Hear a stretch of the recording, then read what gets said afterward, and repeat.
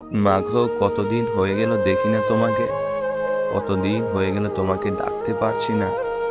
দেখা হয় না তোমার মুখের ওই ভাত ভাঙা হাসির রোল। তোমাকে দেখার জন্য আকাঙ্ক্ষিত হৃদয়টা পুড়ে মনে হয় ছাই জন্মেছে। হৃদয়টা জ্বলে পুড়ে শেষ হয়ে যাচ্ছে শুধু তোমায় ভেবে। মাগো, তুমি কোথায় হারিয়ে গেছো মা? মাগো, তুমি জানতে না তুমি ছাড়া যে আমার আর কোনো একান্ত মানুষ নেই।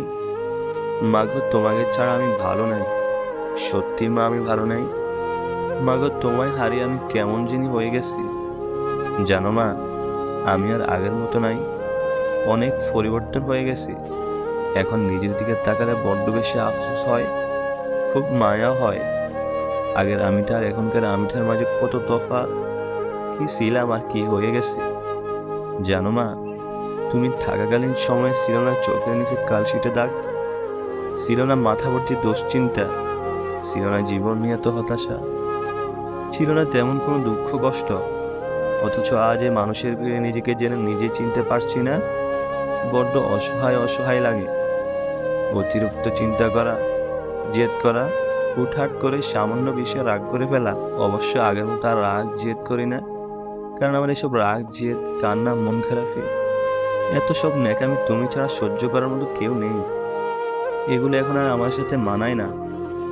আসলে মা, আমি তোমাকে ভুলতে গিয়ে আবার গভীর মায়ায় জড়িয়ে ফেলি। জানি আমাদের কখনো হয়তো দেখা হবে না, হয়তো আর কখনো কথা হবে না। তবুও সবসময় প্রভুর কাছে প্রার্থনায় বলি, রোজ হাসরে যেন তোমার আমার দেখা হয়। তোমাকে ভুলবার যতবার চেষ্টা করি, ঠিক যেন ততবার বারবার তোমাকে আরো অধিক স্মরণ করবে নে। সত্যি মা, তোমাকে ভুলতে পারি না, কোনোভাবেই না। ক্ষণে ক্ষণে শুধু তোমারই কথা মনে হয়।